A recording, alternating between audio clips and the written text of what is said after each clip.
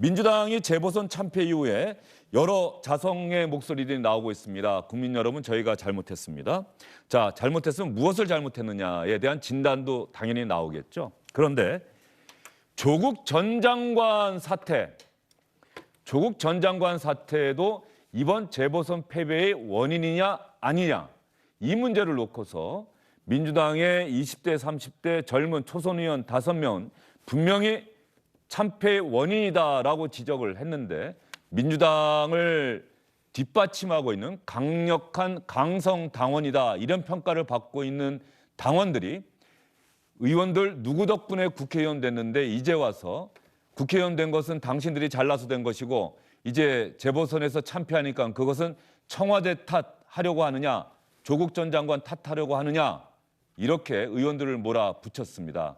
이런 상황에서 당내에서는 의원들의 목소리도 존중돼야 합니다. 당원들의 목소리도 우리가 경청해야 합니다. 이런저런 이야기들이 나오고 있는데, 처음에 조국 전 장관 문제도 참패의 원인이다라고 이야기했던 5명 가운데 1명이 결국 강성 당원들에게 공개적으로 사과하는 일까지 있었습니다.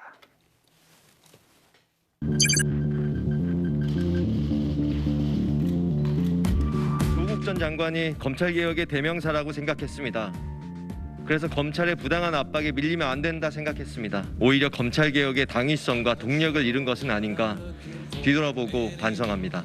돌아선 국민의 마음, 그 원인은 결코 바깥에 있지 않습니다.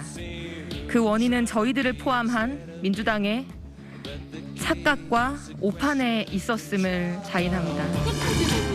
어떻게 이럴 수가 있나요?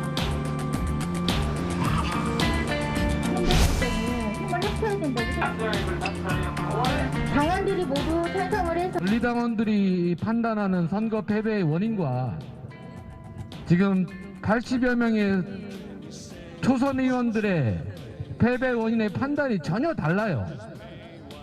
너무나 상식적인 패배 원인이 근본적으로 존재하는데 내부 총질을 하고 있는 50여 명의 집단 행동은 도저히 참을 수가 없습니다.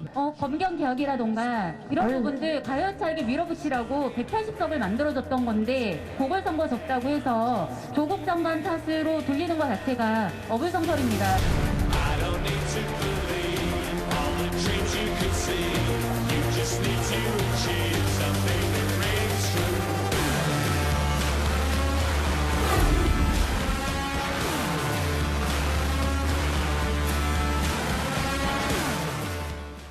예, 거센 폭풍 어디까지? 그러면 장경태 의원이 권리당원들의 거센 비판에 공개적으로 사과하는 글을 올렸는데요. 어떤 내용인지 한번 볼까요? 장경태 의원의 글입니다. 당원의 말씀이 맞습니다. 저희 민생과 개혁은 부족했고 국민께서 분노하셨습니다. 조국 장관께서 고초를 겪으실 때 그 짐을 저희가 떠안았어야 했는데 그렇지 못했습니다. 이 모든 것들에 대해 당이 나서서 더 낮은 자세로 국민께 더 잘 설명하지 못했다는 반성의 말씀이었습니다. 민주당이 아닌, 민주당 정부가 아닌 누군가 다른 지금의 야권 인사나 누군가에게 그런 비슷한 일이 벌어졌을 때 민주당이 과연 그 사람을 비판할 수 있겠느냐 이거죠. 그렇진 않죠. 지금 조국 전 장관을 비판하지 못하고 있잖아요. 비판할 수 있죠. 할 수 있는데 예. 그것을 가지고 그러니까 제가 지금 이거 보면 민주당의 정체성이 뭐냐라고 하는 의문이 든단 말이죠.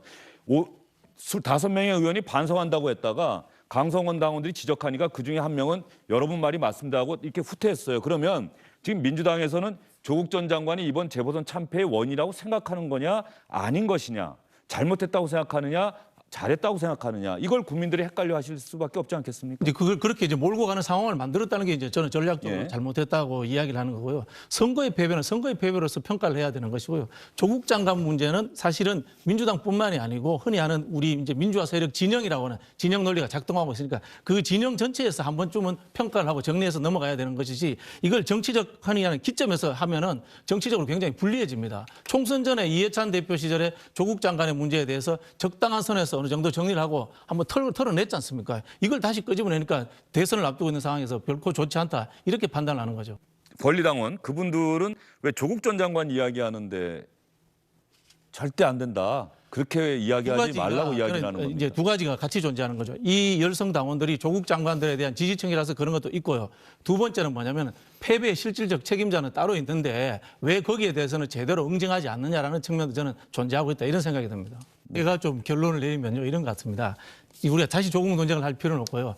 민주당 내부의 문제에서는 전략적으로 조국 장관을 꺼낸 것은 혁신을 하는데 오히려 방향을 선정하는데 좋지 않았다. 이게 결론인 것 같습니다. 예. 왜냐하면 이걸 지금 우리가 다 논쟁을 하는 상황을 만들어 버렸지 않습니까? 그러니까 지금 뭐 저희가 이게 말씀을 나누면서 분명하게 할 것은 이거예요. 그건 어쨌든 민주당 내부의 일입니다. 그렇죠. 사실은 뭐 일반 시청자분들이 일상생활하는데 그게 조국 전 장관이 재보선 참패에 책임이 있는지 없는지가 일반 시청자들하고 무슨 큰 상관이 있겠습니까?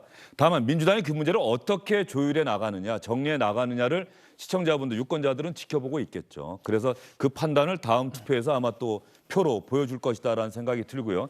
김혜영 전 민주당 최고위원은 어쨌든 간에 왜 아직도 나는 왜 당이 그렇게 조국이라는 사람을 지키려고 하는지 이해할 수가 없다라고 같이 민주당에 몸담고 있는 김혜영 전 최고위원, 이른바 바른 소리 쓴소리 많이 했다는 김혜영 전 최고위원은 재보선 참패 직후에 저런 글을 다시 한번 SNS에 올리기도 했습니다. 2016년 12월 달에 박근혜 대통령이 탄핵되고 난 다음부터 그 우파 쪽은요. 탄핵 너 그때 뭐 했어? 찬성했어? 반대했어? 이걸 가지고 되게 싸웠어요. 지난 5년 동안. 그래서 하나로 뭉치지 못하고 선거에서 계속 졌습니다. 네. 내부 분열을 했고요. 조국 사태가 어찌 보면 진보 좌파 진영의 그러한 탄핵과 같은 그러한 일로 될 것 같다라는 생각이 들어요. 너 조국에 대해서 어떻게 생각해? 잘못했어? 못했어? 왜 못 지켰어? 이런 식의 논쟁은요. 민주당에게는 상당한 아킬레스건으로 작용할 것이고 내년 대선에도 그렇게 썩 긍정적인 효과가 미치지 못할 거예요. 새로운 원내대표 뽑아야 하는데 말이죠.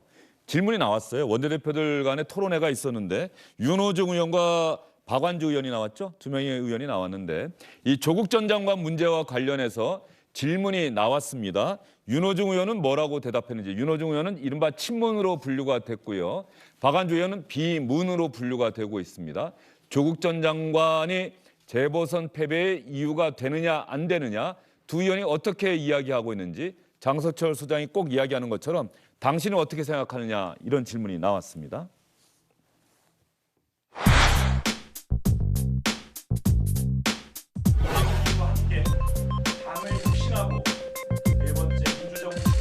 하고 조국 전 장관의 모든 그 가족사와 일상사가 모두 다 정의롭고 또 이 국민들 눈에 보시기에 반드시 공정하였다라고만은 보지 않습니다. 그러나 이 사건은 이미 1년 반 이전에 진행이 되었던 사건입니다. 그리고 그 사건에 대해서는 저희는 지난해 총선을 통해서 충분히 국민들의 평가와 심판을 받았다 이렇게 생각을 합니다. 이번 보궐선거의 패인 중에 하나가 조국 사태였다.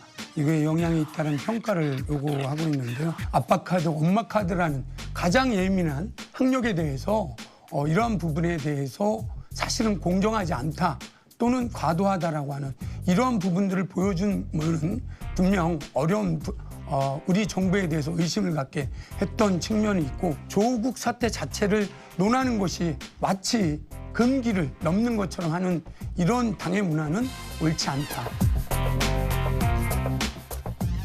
박완주 의원과 윤호중 의원의 이야기 가만히 들어보면 차이가 뚜렷합니다. 박완주 의원은 조국 이야기를 하는 것 자체를 금기시하는 민주당의 문화는 옳지 않다라고 직격탄을 날렸고요. 윤호중 의원은 뭐 조국 가족이 다 잘한 것은 아닌데요 라면서도 그 사건에 대해서는 지난해 총선을 통해서 충분히 국민의 평가와 심판을 받았다고 생각합니다. 자, 그러면 이 얘기를 끝내려고 했는데 또 윤호중 의원 얘기 나오니까 질문을 안 드릴 수가 없네요. 그럼 지난해 총선에서 180석에 가까운 압승을 거둔 것은 조국 덕분입니까? 아니죠. 그 당시에 이미 이 얘기를 해요. 그러니까 이 정치인들의 이야기가 분명하지가 않다는 거예요. 지난 총선을 통해서 충분히 조국 전 장관 문제는 국민의 평가와 심판을 받았다고 생각합니다. 그렇지 않죠. 이제 일단락되었다라고 이제 그 전에 일단락되어서 선거에 영향을 미치지 않았다. 나쁘게 이렇게 이제 이야기를 하신 거죠. 조국 전 장관 뭐 덕분에 압승한 건 아니고 그렇죠. 네. 일단락이 돼서 총선에 별 영향을 미치지 변수가 안 됐다. 않았다. 예. 그렇게 해석하는 게 맞죠. 네. 그렇게 해석하십니까? 예, 저는 윤호중 그 의원님 생각이 저하고 같을 거라고 봅니다. 당원들의 역할도 중요하고 당원들의 목소리도 중요하고 동시에 의원들 이미 국민의 심판, 국민의 판단을 통해서 국회의원이 된 또 의원들의 생각도 대단히 존중받아야 하고 당을 중요하다. 보는 시각의 차이가 그렇죠. 저희는 예. 국민이 국가의 주인이듯이 당원이 당의 주인이다 생각하는 거기 때문에 그 차이가 존재하는 예. 그리고 이 문제를 저희가 긴 시간 이야기했습니다. 분명히 민주당이 이 조국 전 장관 문제를 어떻게 정리하는지를 시청자분들은 유권자분들은 분명히 주목하고 있을 거다라는 생각이 듭니다.